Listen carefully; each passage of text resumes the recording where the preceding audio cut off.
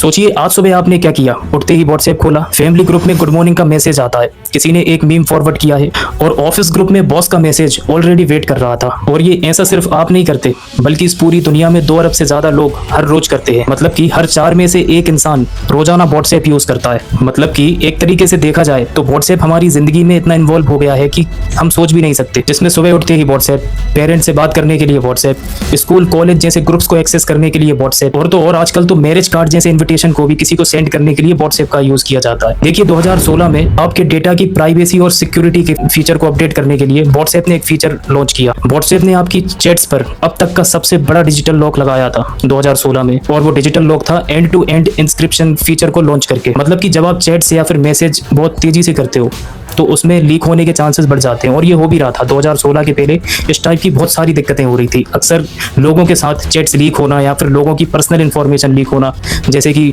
कोई personal data, private photos, MMS, banking information, ये सब बहुत तेजी से लीक हो रहे थे, और यही सब लीक होने के चांसेस बहुत तेजी से बढ़ भी रहे थे। तभी साल 2016 में व्हाट्सएप ने end to end encryption feature को लॉन्च किया था। इस फीचर का मेन मोटिव था कि आपकी चैट्स और प्राइवेसी को लॉक करके रखना। इस फीचर का मतलब अब आपके मैसेज कोई थर्ड यूजर नहीं पढ़ सकता था, ना हैकर्स, ना गवर्नमेंट, यहाँ तक कि व्हाट्सएप भी आपके मैसेज को नहीं पढ़ सकता था। लेकिन आपने कभी कभी अक्सर एक बात नोटिस की होगी, जब आप अपने फ्रेंड्स या फिर किसी फैमिली मेंबर से व्हाट्सएप पर किसी प्रोडक्ट के बारे में बात करते हैं या फिर किसी सर्विस के बारे में बात करते हैं, तो फिर अचानक वही प्रोडक्ट या फिर वही सर्विस का एड आपको इंस्टाग्राम और फेसबुक में कैसे देखने को मिलता है। ऐसा अक्सर बहुत लोगों के साथ हुआ है। अगर व्हाट्सएप ने साल 2016 में completely end to end encryption feature default रूप से लागू किया था, अगर इसके चैट्स में प्राइवेसी होती है, तो ये बात इंस्टाग्राम और फेसबुक को कैसे पता होता है कि आप क्या खरीदना चाहते हैं। देखिए अगर व्हाट्सएप के एक्टिव यूजर की बात करें तो इंडिया में अकेले व्हाट्सएप के 500 मिलियन से ज्यादा एक्टिव यूजर है, और इंडिया व्हाट्सएप के लिए दुनिया का सबसे बड़ा मार्केट प्लेस है। लेकिन अब यहाँ पर सबसे बड़ा क्वेश्चन तो ये आता है कि बिना किसी मंथली रिचार्ज के और बिना किसी एड्स के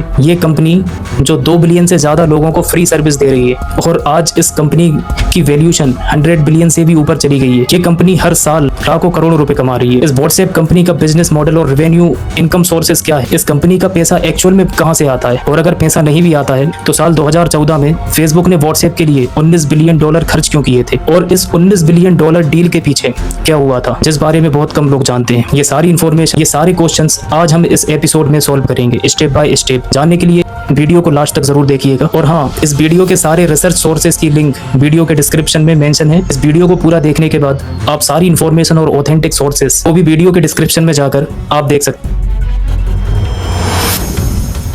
अच्छा सोचिए, आप शॉपिंग मॉल जाते हो, मॉल वाले आपसे एंट्री टिकट नहीं लेते, ना ही कोई एंट्री चार्ज लेते हैं, फ्री में आपको अंदर जाने की परमिशन दे देते हैं, क्योंकि उन्हें पता है जब आप अंदर आओगे तो कुछ ना कुछ खरीदोगे ही, या कम से कम शॉप्स को फायदा होगा ही तुमसे। व्हाट्सएप भी एग्जैक्टली यही करता है। आप हर दिन फ्री में इसे यूज करते हो और व्हाट्सएप पैसे कमाता है उन बिजनेसेस से जो आप तक पहुंचना चाहते हैं, रीच आउट करना चाहते हैं। तो ये तो है बेसिक मॉडल। अब देखिए, किसी भी बिजनेस मॉडल की असली पावर होती है उसका कस्टमर बेस, और इस मामले में व्हाट्सएप आज पूरी दुनिया का सबसे बड़ा किंग बन चुका है। अगर हम मीडिया रिपोर्ट्स और टाइम्स ऑफ इंडिया के लेटेस्ट डेटा सोर्सेज की बात करें तो आज व्हाट्सएप पूरी दुनिया में 180 से ज्यादा देशों में एक्टिवली यूज किया जाता है। और अगर पूरे ग्लोबल स्केल की बात करें तो विश्व भर में व्हाट्सएप के 3.3 बिलियन यानी 3 अरब से भी ज्यादा मंथली एक्टिव यूजर्स हैं। लेकिन अगर इस पूरी दुनिया में व्हाट्सएप के मैक्सिमम यूजर बेस की बात करें तो वो है हमारा भारत, इंडिया में। व्हाट्सएप दुनिया में सबसे ज्यादा इंडिया में ही यूज किया जाता है। टाइम्स ऑफ इंडिया की रिपोर्ट के अकॉर्डिंग अकेले भारत में इसके एक्टिवली यूजर्स की संख्या 85 करोड़ पार कर चुकी है।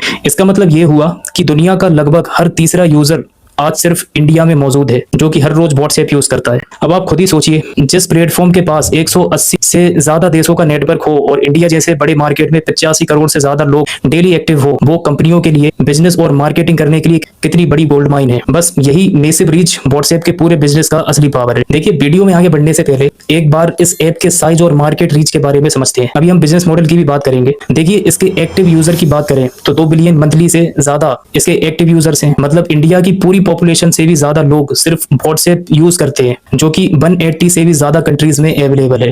रोजाना 100 बिलियन से भी ज्यादा लोग मैसेज सिर्फ व्हाट्सएप के थ्रू करते हैं। अक्सर लोग मैसेज करते हैं, भेजते हैं एक दूसरे को, और इन सब के बाद एक भी पैसा व्हाट्सएप डायरेक्टली नहीं लेता आपसे। तो ये मॉडल काम कैसे करता है, ये सब जानने के लिए हमें थोड़ा पीछे जाना होगा और समझना होगा इसके इतिहास को। इसकी हिस्ट्री के बारे में थोड़ा समझना होगा। देखिए, व्हाट्सएप की ये स्टोरी सिर्फ डेटा का गेम नहीं है, ये एक ऐसी कंपनी की स्टोरी है जो पहले दुनिया की सबसे बड़ी एंटी कॉर्पोरेट कंपनी थी और आज खुद कॉर्पोरेट हो गई है। ये कहानी शुरू होती है दो दोस्तों से, ब्रीन एक्टन और जेन कॉम। दोनों ने याहू में 9 साल तक एक साथ काम किया। उसके बाद दोनों ने डिसाइड किया नौकरी छोड़नी है, कुछ अपना बनाना है। पहले उन्होंने ट्राई किया फेसबुक ज्वाइन करने के लिए, लेकिन वहां वो रिजेक्ट हो जाते हैं। फिर उन्होंने ट्विटर में ट्राई किया जॉब के लिए, लेकिन वहां भी बात नहीं बन पाती है। और अब यहाँ पर एक इंटरेस्टिंग चीज होती है।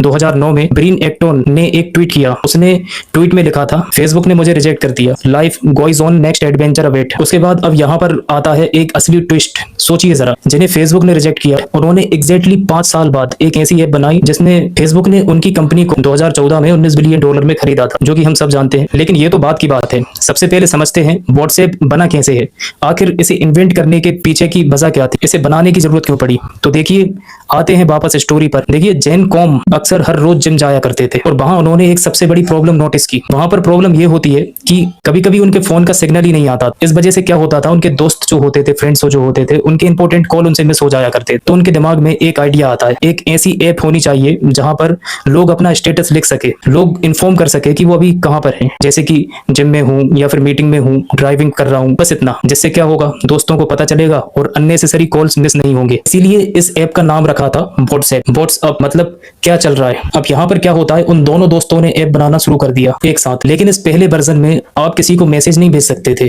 सिर्फ अपना स्टेटस अपडेट कर सकते थे, यानी कि पूरा ऐप जिसे लोग व्हाट्सएप के नाम से जानने लगे थे। लेकिन अब यहाँ पर कुछ इंटरेस्टिंग हुआ।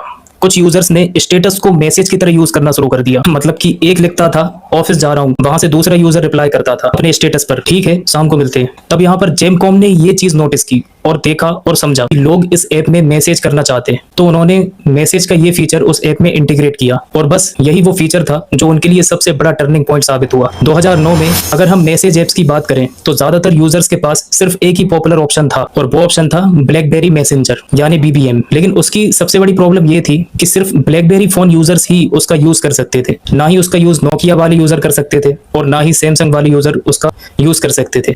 और उस टाइम पर मोस्टली यूजर नोकिया और सैमसंग के ही होते थे, क्योंकि उस टाइम की सबसे पॉपुलर मोबाइल कंपनी यही दोनों हुआ करती थी। उसके बाद अब यहाँ पर व्हाट्सएप आया और बोला सबके लिए ओपन है, कोई भी फोन, कोई भी नेटवर्क। और उस टाइम मैसेज करना बहुत ही एक्सपेंसिव होता था हर यूजर के लिए। याद है, हर मैसेज का पैसा लगता था उस टाइम सिर्फ मैसेज करना ही लोगों के लिए बहुत बड़ी बात होती थी। कॉलिंग के भी पर मिनट चार्जेस होते थे। यहाँ पर फ्री ऑप्शन था तो लोगों ने इसे बहुत यूज किया, को यूटिलाइज किया और यहीं से धीरे धीरे व्हाट्सएप पॉपुलर होना चालू हो गया। अगले कुछ दिनों में व्हाट्सएप के 2 लाख से भी ज्यादा डाउनलोड्स हो गए थे और यहाँ पर मार्केटिंग जीरो थी, एड बजट जीरो था। सिर्फ वर्ड ऑफ माउथ से एक दोस्त दूसरे दोस्त को बताता, वो अपने दोस्तों को बताता। यानी व्हाट्सएप की ग्रोथ का सबसे बड़ा सीक्रेट था ये वर्ड ऑफ माउथ।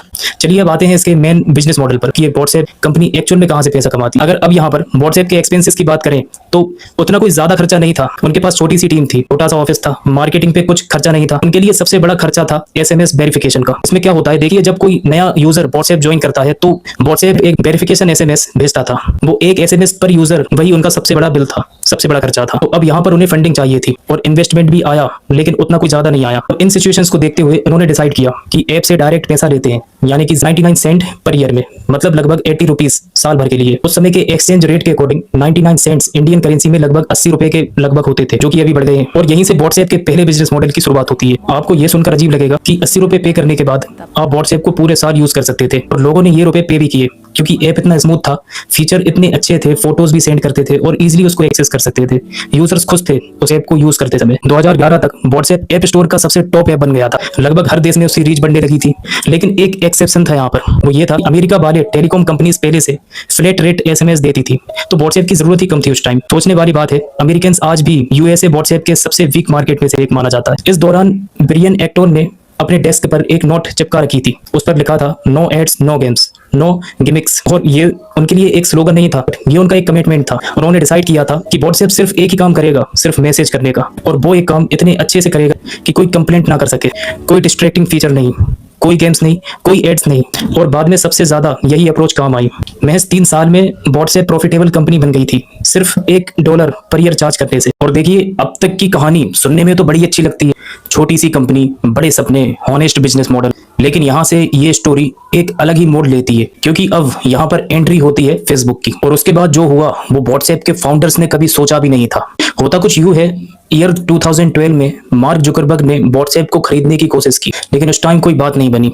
उसके बाद 2013 में फिर उन्होंने ट्राई किया व्हाट्सएप को खरीदने का, लेकिन उस बार भी कोई बात नहीं बनी। लेकिन उसके बाद फरवरी 2014 में फाइनली ये डील पक्की हो गई। व्हाट्सएप को $19 बिलियन में फेसबुक ने खरीद लिया और ये फेसबुक की हिस्ट्री की सबसे बड़ी एक्विजिशन थी। और तब तक व्हाट्सएप के पास सिर्फ 55 एम्प्लॉयज ही काम करते थे, मतलब हर एम्प्लॉयज की वैल्यू थी लगभग 345 मिलियंस। तो देखिए, अब यहाँ पर सबसे बड़ा सवाल तो ये आता है कि फेसबुक ने व्हाट्सएप को क्यों खरीदा। तो उसके दो सबसे बड़े रीजन थे। पहला तो ये था कि कंपटीशन को खत्म करना था। व्हाट्सएप फेसबुक मैसेंजर का सबसे बड़ा राइवल था और यहाँ पर फेसबुक की सिंपल स्ट्रेटेजी थी, एक साथ दोनों को खरीद लो, मार्केट पे कंट्रोल भी अपना होगा और काम भी अपना हो जाएगा। और इसके बाद दूसरा सबसे बड़ा रीजन आता है डेटा का। फेसबुक की असली कमाई कहाँ से होती है?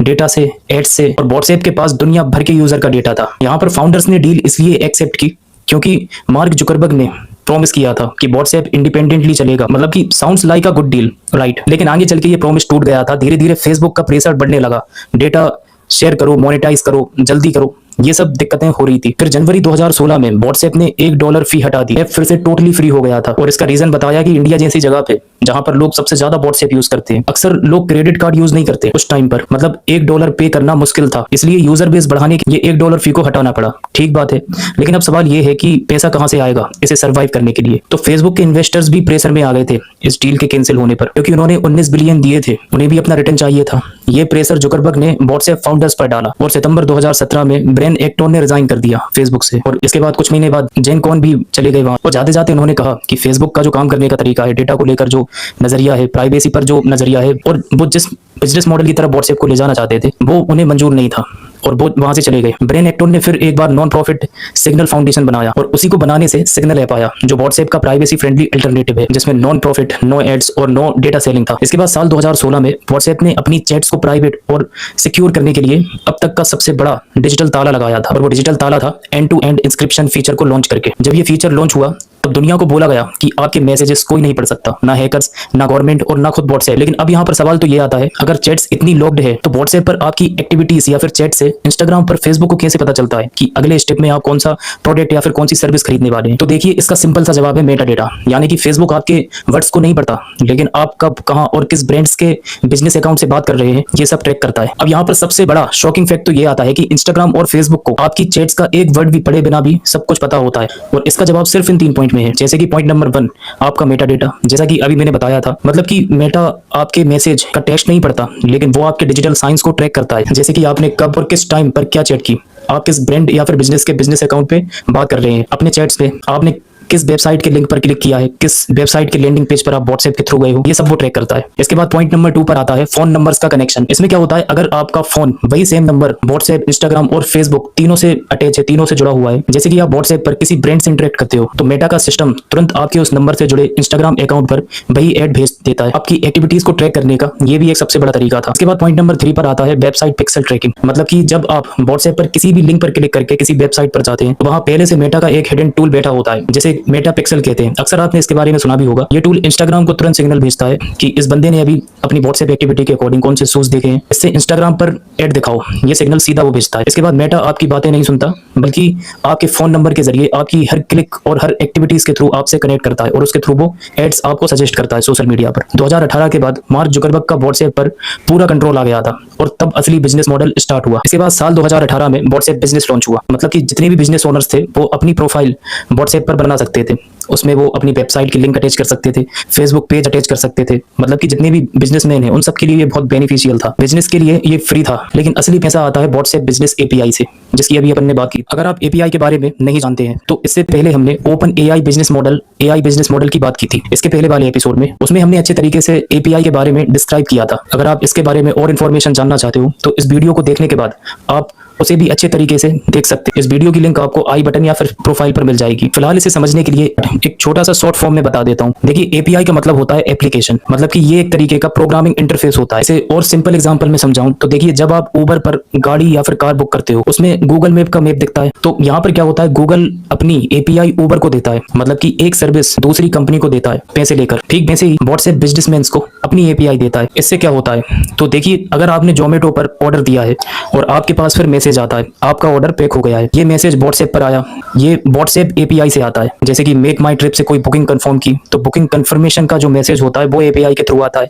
यहाँ तक कि जितने भी बैंक्स हैं ये आपको ओटीपी भेजते हैं व्हाट्सएप पर, तो ये भी एपीआई के थ्रू ही काम करता है। बैंक ने ओटीपी भेजा व्हाट्सएप पर, एपीआई, नेटफ्लिक्स, बुकिंग.com, सिंगापुर एयरलाइंस, उबर, ये सब व्हाट्सएप एपीआई यूज करते हैं, तभी आप तक वो नोटिफिकेशन पहुंचता है। इंडिया में पहले 2,50,000 मैसेजेस के लिए लगभग 0.30 पर मैसेज चार्ज लगता था। ये छोटा सा नंबर लगता है, लेकिन करोड़ मैसेज मल्टीप्लाई करो तो ये बहुत बड़ा नंबर हो जाता है। नेक्स्ट बिजनेस मॉडल आता है व्हाट्सएप पे और फ्यूचर प्लान्स। यहाँ पर व्हाट्सएप ने एक चीज और ट्राई की थी, व्हाट्सएप पे की, और ये इंडिया में लॉन्च हुआ नवंबर 2020 में। आइडिया था P2P पेमेंट्स, मतलब होता है पीयर टू पीयर पेमेंट्स या फिर पर्सन टू पर्सन पेमेंट। इसमें पेमेंट्स सीधा व्हाट्सएप से पैसा भेजो वाले मॉडल पर चलता है, और ये बिजनेसेस के लिए जिसमें 3.99% फ्लैट फ्री पर ट्रांजैक्शन चार्ज लगता था। लेकिन यहाँ पर एक प्रॉब्लम थी, इंडिया में यूपीआई पहले से ही एक्सेप्ट करता था, जो कि फ्री, फास्ट, कन्वीनियंट और कोई कमीशन नहीं था बिजनेसमैन के लिए। अब इसका रिजल्ट क्या आता है, व्हाट्सएप पे सिर्फ 0.02% यूपीआई वॉल्यूम तक पहुंचा।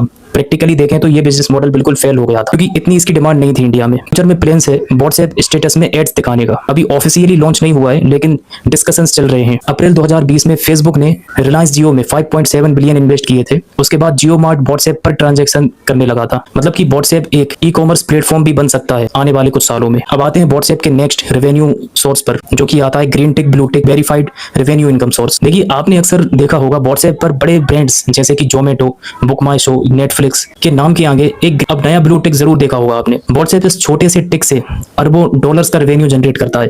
चलिए इसके बिजनेस मॉडल को समझते हैं। देखिए, पहले क्या होता था, व्हाट्सएप पर ग्रीन टिक होता था जो बड़े ब्रांड्स को काफी वेरिफिकेशन के बाद मिलता था, पर अब मेटा ने इसको बदलकर ब्लू टिक कर दिया है और इसका एक सॉलिड मोनेटाइजेशन मॉडल बना दिया है जिसको मेटा वेरीफाइड कहते हैं। और इसका बिजनेस मॉडल बड़े ही स्मार्ट तरीके से 2 हिस्सों में बटा हुआ है जो बिजनेसमैन अपनी ब्रांडिंग के लिए यूज करते हैं। इसमें किसी भी बिजनेसेस को ये टिक तभी मिलता है जब वो मेटा को अपनी लीगल डॉक्यूमेंट्स सबमिट करते हैं।